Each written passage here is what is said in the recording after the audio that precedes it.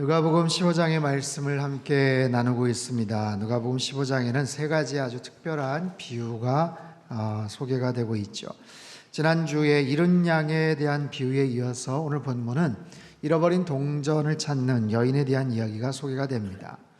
지난주의 내용과 여러 가지 모습으로 또 차이점이 있어요. 또 비교가 됩니다. 이야기의 무대는 지난주는 들판이었고요. 오늘 본문은 가정, 집안으로 바뀌게 됩니다. 주인공은 남성, 목자에서 오늘은 한 여인으로 또 그렇게 바뀌죠. 숫자는 100이라는 숫자에서 오늘은 10이라는 숫자로 축소가 됩니다. 그리고 생명체인 양에서 하나의 동전으로 대상이 바뀌게 됩니다. 여러 가지 비교와 또 차이점에도 불구하고 이 비유들의 공통 분모는 잃었던 것을 찾았다, 다시 찾았다라는 이야기입니다. 또한 그 속에 담겨져 있는 하나님의 영혼을 향한 그 귀한 그런 마음들을 소개를 하고 있죠. 오늘 보면 8절은 이렇게 시작을 합니다. 어떤 여자가 10드라크마가 있는데 하나를 잃으면, 어떤 여자가 10드라크마가 있는데 하나를 잃었다. 자, 어떤 여자인지 잘 모릅니다. 이름도 모르고 성도 모르고 어떤 여자인지 그저 모든 연령의 여자들을 일컫는 일반적인 그런 단어입니다. 그리고 팔레스틴 지역의 평범한 한 여인으로 보시면 돼요. 근데 그 여인이 10드라크마가 있는데 하나를 잃었다라는 거예요. 자, 이게 무슨 중요한 이야기일까요? 사실 첫 번째 잃은 양 비유나 또 다음 주에 살펴볼 세 번째 탕자의 비유와 비교해 봐도 사실 그다지 중요해 보이지가 않아요. 그럼에도 불구하고 예수님께서는 이 비유를 이 세 가지 중요한 비유 가운데 가장 중심에 두셨고 여기에 담겨져 있는 중요한 영적 교훈이 있다고 말씀을 하세요. 자, 드라크마라는 것은요, 성인 남자의 하루 품삯 정도를 말합니다. 열심히 한 성인 남자가 일을 했을 때 벌어들일 수 있는 바로 그 정도의 액수예요. 로마의 화폐인 데나리온, 그리고 헬라의 화폐인 드라크마, 우리 돈으로 말하면 하루 일당 한 10만 원 정도로 만약에 계산을 한다면, 물론 10만 원이 적은 돈은 아니지만 그럼에도 본문은 100만 원이 들어있는 봉투에서 10만 원짜리가 없어졌다, 그런 이야기 정도가 아니에요.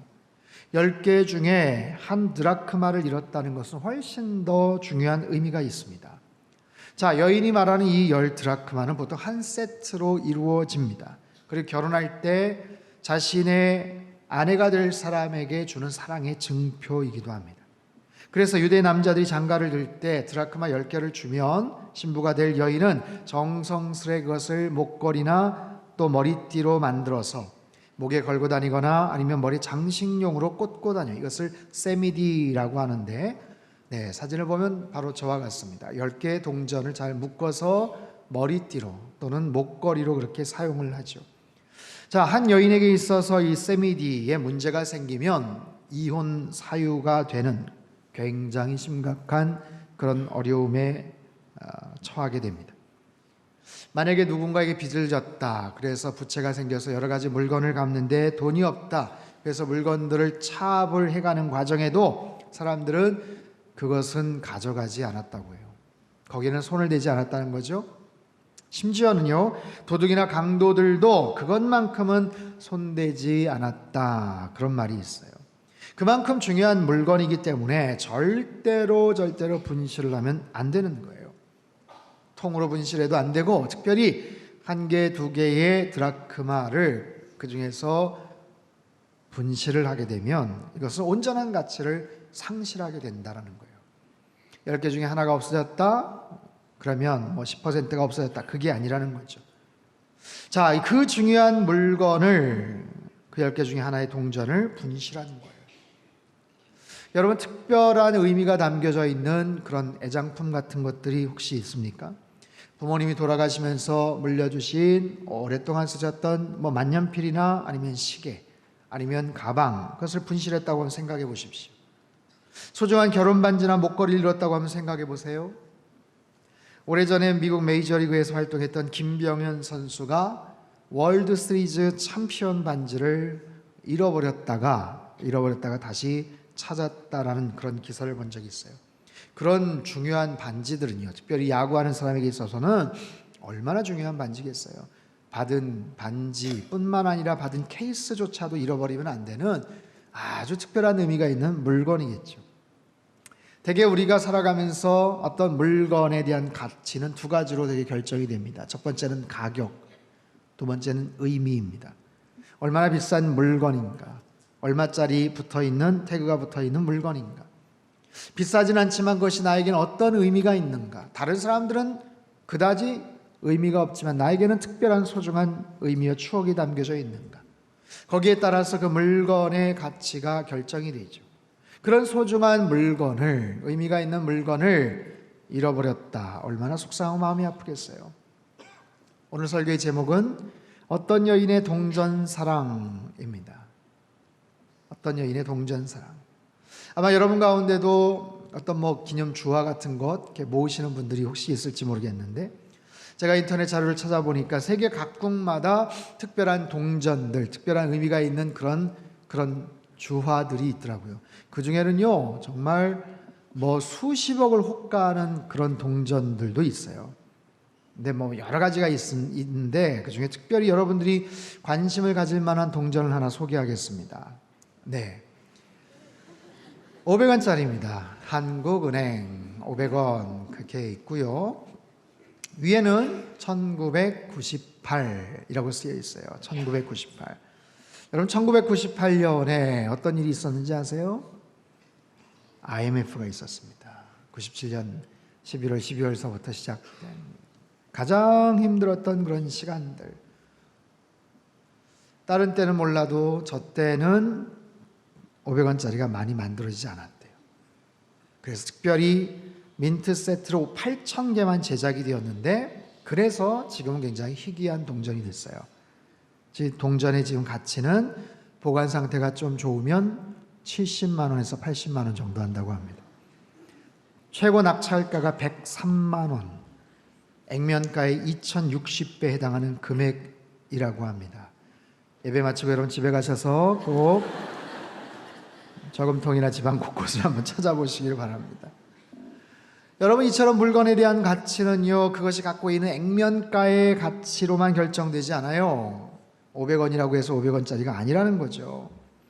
한 여인이 잃어버린 하나의 동전, 그것은 그저 하루치 품삯의 그런 액면가의 가치를 넘어서는 굉장히 중요한 경제적인 이슈를 넘어서서 그의 삶의 근간이 그냥 흔들려 버릴 수도 있는 아주 소중한 그런 물건입니다. 그런 물건을 잃어버렸다면 얼마나 가슴이 아프겠어요. 얼마나 가슴이 철렁 내려앉겠어요. 그래서 여인은 열심히 동전을 찾기 위해 노력을 합니다. 자, 8절 말씀을 우리 같이 한번 읽어볼까요? 8절 시작. 어떤 여자가 10 드라크마가 있는데 부지런히 찾지 아니하겠느냐. 자, 등불을 켜고 집을 쓸고 찾아내기까지 부지런히 찾는다. 등불을 켠다라는 것, 동전 드라크마 잃어버린 것을 한밤중에 깨달은 게 아니고요. 대개 평범한 유대인들의 가옥에는 창문이 없거나 있어도 아주 자그마한 환기를 위한 조그마한 창문이 있었다고 합니다. 그러다 보니까 집안은 되게 어두운 거예요. 밤이든 낮이든 하루 종일 어두컴컴한 거죠. 그러다 보니까 작은 물건을 찾기 위해서는 등불을 켤 수밖에 없어요. 집을 쓸다, 가난한 서민의 집은요, 일반적으로 흙바닥입니다. 그 위에 지프로 깔아놓은 그런 형태의 뭔가가 좀 깔려져 있고, 그래서 조그만 동전을 찾으려면 몇 가지 가구를 옮겨내고 짚을 거두고 온 진흙바닥을 빗자루 쓸어낸 수고를 해야 돼요. 동전이 금방 보이지 않는다고 해서 없는 게 아니고요. 어떤 경우는 그 흙 사이에 동전이 묻혀 있을 가능성이 있기 때문에 정말 박박박 소리를 내면서 그것을 쓸어서 찾아야 되는 거예요. 그렇게 부지런히 찾지 않겠느냐. 반복과 계속을 나타내는 현재 직설법으로 이 찾다란 제테오라는 단어는요, 끝까지 찾는다는 거예요. 발견할 때까지 찾는다. 당연하겠죠. 발견할 때까지, 끝까지 찾는다. 자, 지난주 잃은 양의 비유에서 이 양이 어디로 갔는지 알 수가 없어요. 대략 추측하거나 지나왔던 동선들을 한번 따져보긴 하겠지만, 다음 주에 탕자의 비유는 더 마찬가지입니다. 돈을 가지고 집 나간 아들이 어디에 가서 어떻게 정착을 하고 살아갈지 모르죠. 언제 어떻게 돌아올지 모르죠. 그러나 이 동전의 비유는요, 이 동전에 무슨 발이 달린 것도 아니고요, 말씀드린 것처럼 누가 그것을 악의적으로 훔쳐간 것이 아니라면, 적어도 다른 곳에서 분실한 것이 아니라면 동전은 틀림없이 집안 어딘가에 있을 것이다, 집안 어딘가에서 분명히 있을 것이다, 찾을 것이다, 이런 확신을 갖고서 찾는 거예요.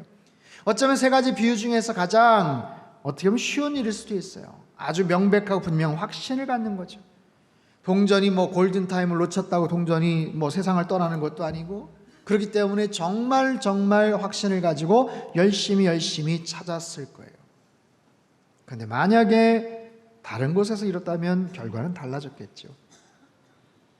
지난 여름 휴가 때 제가 태국에서 사역 마치고 청주에 도착을 하니까 새벽 1시가 넘었더라고요. 굉장히 지치고 피곤해서 그냥 잘까 하다가 도착 후에 짐을 정리하려고 여러 가지 짐들 꺼내고 가져간 백팩 배낭을 딱 열었는데 노트북이 보이질 않아요.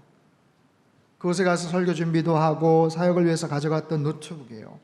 상담교회 부임해서 4년 동안 수많은 설교와 자료들을 담아놨던 제게는 너무나도 소중한 그런 노트북이 가방을 열었는데 없는 거예요. 틀림없이 호텔에서 분명히 챙겨왔는데 어디에 두었지? 큰 짐가방에 봤는데 없어요. 거기다 넣을 일도 없고, 왜 노트북이 없지? 생각이 나질 않아요. 어디에 사라졌는지. 비행기에서 타자마자 분명히 잠을 잤는데 꺼내지를 않았는데 꺼내지 않았거든요.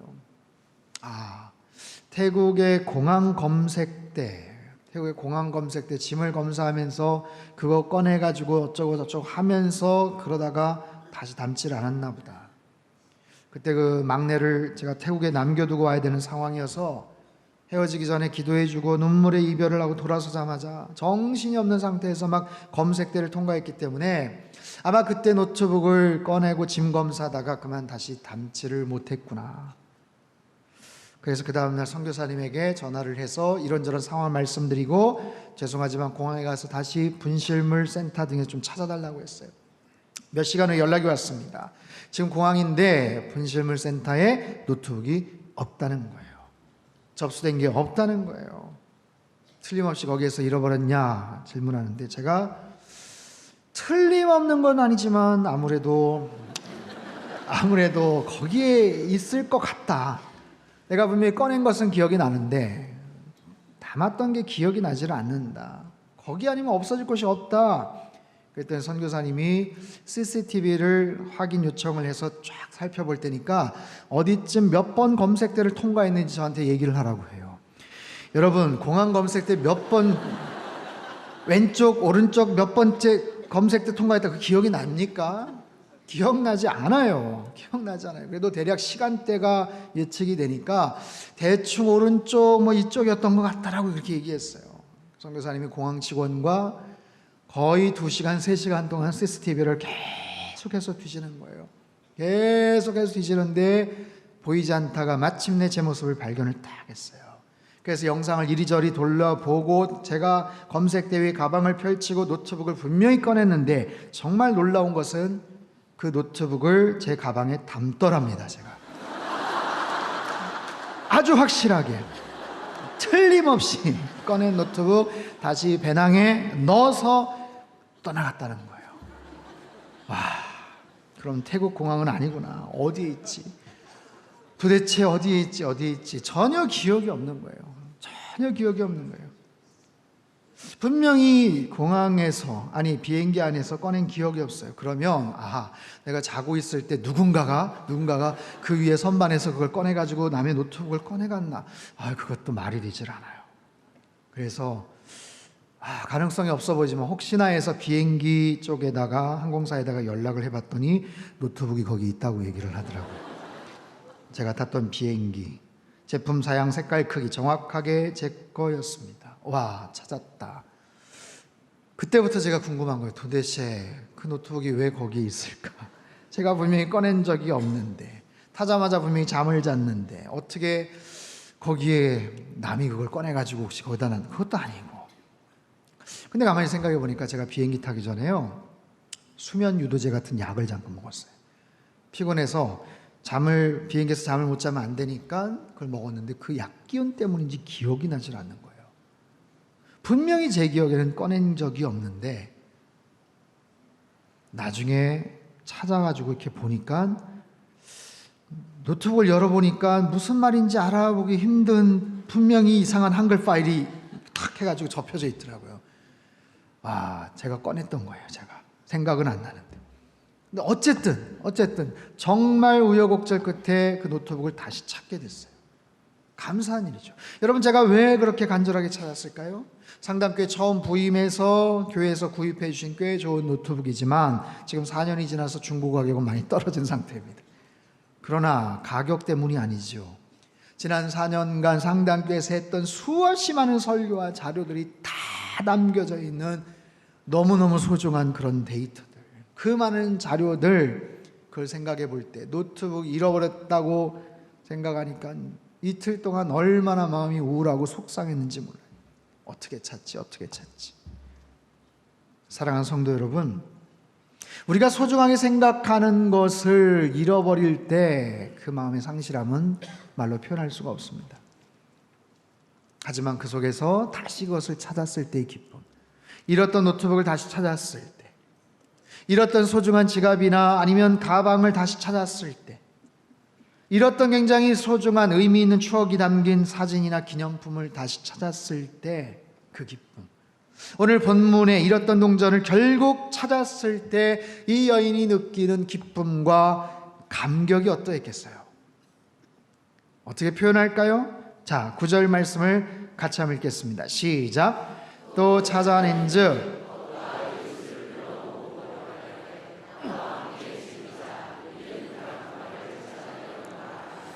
자, 벗과 이웃을 부릅니다. 여러분, 지난주 본문에도 잃은 양을 찾고 양을 어깨에 메고 덩실덩실 노래를 하고 춤을 추며 돌아왔던 그 목자도 벗과 이웃을 불렀어요. 근데 거기서의 벗과 이웃은 남성 명사예요. 그래서 같은 남성 목자들을 불렀다면 오늘 본문은 복수 여성 명사로 되어 있어요. 주변에 친구의 이웃들, 여인들을 불러서 함께 기쁨을 나눴다는 거예요. 딴 사람들은 잘 모르겠죠. 여인들은 압니다. 세상에 그걸 잃어버렸어. 근데 다시 찾았다는 거야. 야, 정말 큰일 날 뻔했네. 너무 잘 됐다. 너무 다행이다. 나와 함께 즐기자. 이 여인은 한 드라크마를 찾은 기쁨으로 친구들과 이웃들을 불러서 잔치를 벌여요. 경제적인 계산을 따진다면 그것이 훨씬 더 큰 손해겠죠. 한 드라크마보다 훨씬 더 많은 경비가 들었을지 몰라요. 그럼에도 불구하고 값으로 따질 수 없는 엄청난 기쁨으로 이 여인은 말할 수 없이 즐거워하고 기뻐합니다. 여기서 이 기쁨을 본문은 또다시 이렇게 설명을 해요. 10절 말씀을 같이 한번 읽겠습니다. 시작. 내가 너에게 이르노니 이와 같이 죄인 한 사람이 회개하면 사자들 앞에 기쁨이 되느니라. 자, 특이한 표현이 나옵니다. 하나님의 사자들 앞에 기쁨이 된다. 이와 같이 죄인 한 사람이 회개하면 하나님의 사자들 앞에 기쁨이 된다. 자, 죄인 한 사람, 갑자기 잃어버린 동전에서 죄인 한 사람으로 의미 전환이 되었어요. 잃어버린 동전을 찾는 것처럼 하나님 나라의 관점에서 죄인 한 사람이 회개하는 것, 그런 의미로 해석을 합니다. 자, 그런데 이것이 한 여인의 기쁨만이 아니라는 거예요. 주변 사람들이 축하해 주는 정도가 아니라는 거예요. 하나님의 사자들에게 기쁨이 된다. 여기서 하나님의 사자라는 것은 하나님의 천사를 의미합니다. 하나님의 뜻을 준행하는 보이지 않는 세계 속의 초월적인 존재들, 그들이 왜 기뻐하는가? 왜냐하면 그들도 관심을 갖고 있었기 때문에 그래요. 그들도 한 영혼이 회개해서 돌아오는 것을 지금까지 간절하게 기다리고 있었고 여러 가지 모습으로 도움을 주었기 때문에 그렇습니다. 여러분, 한 영혼이 세상 속에서 방황하고 살다가 하나님 아버지의 품으로 돌아오는 것, 주의 자녀가 되는 것, 예수 그리스도의 자녀가 되는 것은 절대로 쉬운 일이 아니에요. 한 영혼이 주님 앞으로 돌아오는 것은 엄청난 영적인 싸움이고 전투이기도 합니다. 한 영혼이 돌아오는 순간을 이렇게도 표현합니다. 하늘에서는 마치 중계하듯이 바라본다는 거예요. 자, 지금 어느 지역의 아무개가 지금 이제 막 예수님 믿으려고 합니다. 자, 주목하세요. 자, 조금만, 거의 지금 마음이 열렸어요. 자, 조금만 더. 그래서 사람들이, 천사들이 막 관심을 갖고 기대를 하면서 보는 거예요. 그러다가 마음을 활짝 열고, 예, 주님, 제가 잘못했습니다. 이제는 방황하지 않겠습니다. 주님이 나의 인생의 목자고 내 인생의 구원자임을 믿습니다. 눈물 콧물 쏟으면서 그렇게 회개하고 작정하여서 하나님 앞에 돌아오는 순간, 즉 예수님을 영접하는 순간, 죄인 하나가 회개하는 순간, 하늘에서는 빵빠레가 울려 퍼지고 축포가 쏟아지고, 그 영혼이 주님 앞에 돌아왔다는 그 사실로 인해서 하늘의 천군 천사들이 기뻐하고 노래하고 축제가 벌어진다라는 거예요. 사랑하는 성도 여러분, 저와 여러분이 이 자리에서 하나님을 찬양하고 예배하는 것, 이것이 절대로 우연이 아니고 절대로 쉽게 이루어진 일이 아닌 거예요. 수없이 많은 사람들의 기도와 헌신과 노력으로 우리가 이 자리에서 하나님을 찬양하고 예배하고 있는 줄 여러분 믿으시기를 바랍니다. 어떤 분들은요, 남편을 전도하기 위해서 한 아내가 수십 년간 기도와 눈물과 땀과 노력을 기울였던 그런 분도 계셔요. 자녀의 회심을 위해서, 부모님의 영혼의 구원을 위해서 수십 년간 간절한 마음으로 기도했던 자녀들, 가족들도 있어요. 우리 부모님 하나님 만나셔야 되는데, 우리 사랑하는 남편 예수님 만나야 되는데, 믿어야 되는데, 인생의 주인, 인생의 참된 목자이신 예수님을 알지 못하면 그 영혼이 어떻게 되는지를 알기 때문에 주님과 아무런 상관없이 살다가 어느 날 호련히 불현듯 세상을 떠나면 그 영혼 불쌍해서 어떻게, 그 영혼 어떻게 여러분, 그 상황을 우린 너무나도 잘 알기 때문에 오래전부터 눈물의 기도와 정말 정성과 수고를 해서, 그래서 한 영혼이 주님 앞에 돌아오는 순간 말할 수 없는 기쁨과 감격이 우리 안에 있는 거예요. 우리뿐만이 아니라 하늘의 천군 천사뿐만 아니라 아버지 하나님께서 얼마나 기뻐하시겠어요. 그 모든 상황들을 그렇게 표현하는 거예요. 한 여인의 수고로 잃어버렸던 동전을 찾는 것 같지만, 여러분, 한 영혼이 주님께 돌아오는 것은 수많은 사람들의 수고와 노력과 기도와 헌신을 통해서 이루어진 것이기 때문에 하늘 아버지와 예수 그리스도께서 죄인 하나가 돌아오는 것을 말할 수 없이 기뻐하시고 축하해 주신다라는 거예요. 여러분, 세상에는 수많은 소중한 물건들이 있어요. 본래 그것의 가치와 가격을 결정하는 것은 본래 주인의 마음이었습니다. 주인이 결정을 하면 돼요. 물건을 처음 깎아서 만들 때, 처음 정성껏 물건을 만들 때 주인이 그 가격을 책정하겠죠. 이거 얼마입니다. 얼마 아니면 못 팝니다. 그러나 시장이 형성이 되고 사람들이 더 많아지면서 어떤 물건을 가격을 책정할 때 여러 가지가 이제 거기에 가미가 돼요. 구매자들의 필요가 있고, 들어간 재료값이 있고, 제작자의 수고와 정성이 있고, 그 사람이 또 취해야 될 적당한 이윤이 있고, 희소성이 있고, 만들어진 시기 등이 종합적으로 균형을 맞추어서 그 가격들이 책정이 됩니다. 이처럼 세상에 많은 물건들은 거기에 걸맞는 가격들이 다 책정이 돼 있고, 그 값으로 인해서 거래가 가능해요. 근데 사람은 어떨까요? 사람에게 가격이 있습니까? 그렇지 않죠. 그런데 운동선수들의 몸값이라는 게 있어요.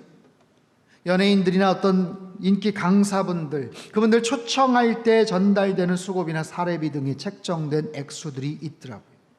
그래서 대략 가치 등이 거기에서 결정이 되고 추정이 됩니다. 하지만 이런 세속적이고 인간적인 그런 가치가 아니라 하나님이 우리를 바라보실 때의 그런 가격, 가치는 어떨까요? 하나님 우리를 어떤 값으로, 얼마 정도의 가격, 가치로 우리를 따지고 바라보실까요? 쉽게 말해서 우리의 몸값은 어느 정도 될까요? 여러분 알고 계십니까? 스티븐 코비의 오늘 내 인생 최고의 날이란 책에 나오는 이야기예요. 남태평양 키니와타 섬에는 아주 독특한 결혼 풍습이 있습니다. 이 섬의 결혼 풍습 중에 하나는 결혼할 때 남자가 처가에다가 암소를 주고 신부를 데려와요. 암소를 주고 신부를 데리고 옵니다. 그런데 암소 마리수가 좀 달라요. 암소를 몇 마리 주느냐, 이거는 여자의 인물에 따라 달라진다고 합니다. 아름다운 여자는 암소 4마리를 줍니다. 보통이면 한 3마리, 2마리. 여러분 몇 마리인지 한번 생각해 보십시오. 별 외적 매력이 없으면 1마리만 주고 데려오기도 한다고 합니다. 그래서 시집온 여자들은 자신의 남편이 친정에 몇 마리를 주고 자기를 데려왔는지에 따라 자신감을 갖기도 하고 때로는 굉장히 위축되어 살기도 한다는 거예요. 그 마을에 자니 링고라는 신랑이 있었어요. 결혼을 했습니다. 근데 이 친구가 처가에다가 암소를 8마리나 주고 신부를 데려왔어요.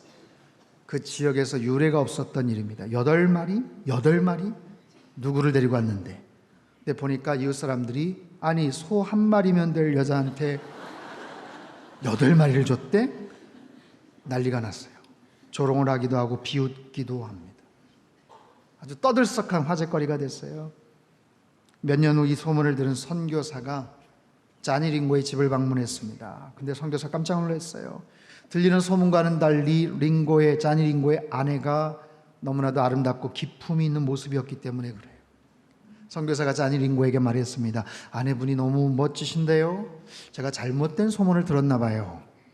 그러자 자니 링고가 웃으면서 말합니다. 아, 선교사님 무슨 말씀하시는지 제가 알아요. 제가 아내를 데리고 오기 위해서 암소 8마리를 주고 데리고 왔습니다. 왜 그랬는지 아세요? 이유가 있어요. 언젠가 우물가에서 여자들이 모여 말하는 것을 들었습니다. 다들 암소 몇 마리에 시집 왔는지를 자랑하더라는 거예요. 나는 3마리야. 나는 2마리야. 야, 까불지만 난 4마리야, 4마리. 그 여인은 한없이 당당하고 그리고 사람들은 부러워했다는 거예요. 근데 그 중에 암소 1마리 받고 시집 온 여자는 고개를 푹 숙이고 힘없이 일어나 자리를 떠나는 것을 봤다는 거예요. 그 모습을 보면서 자니 링고가 다짐을 했어요. 저도 압니다. 제 아내의 외모가 그렇게 뛰어나지 않은 거 알아요. 하지만 제가 사랑하는 여인이고 앞으로 평생 살아갈 아내를 저는 당당하게 만들어주고 싶었어요. 그래서 아내를 암소 8마리를 주고 데려오는 거예요. 그 이후에 제 아내가 변화가 됐습니다. 날마다 더 멋진 모습으로 변화가 되더라고요. 말이나 행동이나 태도나 자신감이 생기고요. 기품이 있고요. 그리고 굉장히 당당한 모습으로 암소 8마리에 적합한 모습으로 변화되더라고요. 사랑하는 성도 여러분, 우리의 모습은 어떨까요? 우리의 원래 모습은 암소 몇 마리쯤이면 적합할 것 같습니까? 우리 대부분은 참으로 나약하고 부족합니다. 허물과 실수도 많고 늘 넘어지기 십상입니다. 어쩌면 하나님께서 보실 때 암소 2마리, 3마리도 아깝다고 보실 수도 있는 그런 존재예요. 하지만 하나님은 우리를 암소 8마리의 가치가 있다고 보셨어요. 아니 8마리가 아니라 80마리, 800마리를 주어도 아깝지 않다고 하나님께서는 그렇게 여기셨어요. 그래서 우리를 구하시기 위해서 엄청난 대가를 지불하셨죠. 당신의 아들 예수 그리스도를 통해서 이 땅에 보내셔 십자가에 달려 죽게 하시며 우리를 건져 주신 거예요. 잃어버린 동전을 찾기 위해 한 여인의 열정의 수고가 있었던 것처럼 잃은 양을 찾아오기 위해서 목자가 열심히 그렇게 찾았던 것처럼 우리 주님께서는 허물과 죄로 죽을 수밖에 없었던 우리들, 암소 1-2마리의 가치도 안 되는 그런 우리들을 위해서 말할 수 없는 희생과 수고를 아낌없이 부어주셨어요. 저와 여러분은 잃은 양처럼 연약하지만 목자이신 주님이 우리를 분명히 사랑하고 계시는 줄 여러분 믿으시기를 바랍니다. 저와 여러분은 잃은 동전처럼 버려졌지만 절대 포기하지 않는 그 사랑으로 그 하나님이 우리를 찾아오시는 줄 믿으시기를 바랍니다. 저와 여러분은 암소 1-2마리의 가치밖에 없는 존재지만 어느덧 암소 8마리, 80마리, 800마리 이상의 그런 놀라운 사랑이 우리에게 부어진 줄 여러분 믿으시기를 바랍니다. 이제 곧 민족 고유의 추석 명절을 맞이합니다. 연휴 기간 동안 여러 가족들을 만나실 텐데 여러분 믿지 않는 가족들을 위해서 계속해서 기도하십시오. 그리고 혹여 가족 중에 마치 잃어버린 동전처럼 10개 중에 잃어버린 하나의 동전처럼 영적인 그 놀라운 하나님의 사랑 속에서 놓쳐져 버린 가족들이 있는지, 아니면 아직도 자신의 낮은 자존감으로 인해서 늘 주눅들어하고 힘들어하는 우리 가족들이나 젊은 조카들이 있는지 한번 보십시오. 그리고 기회가 될 때 그들에게 말해주세요. 당신은 암소 8마리와 같은 존재야. 당신 인생의 주인께서 절대로 포기하지 않을 거야. 그분을 만나는 것이 인생의 진정한 행복이야. 여러분 용기와 지혜를 가지고 그들에게 말해주시기를 바랍니다. 그런 사랑의 마음과 기쁨의 만남, 그래서 구원의 놀라운 열매가 있는 이번 복된 추석 연휴가 되시기를 주님의 이름으로 축원합니다.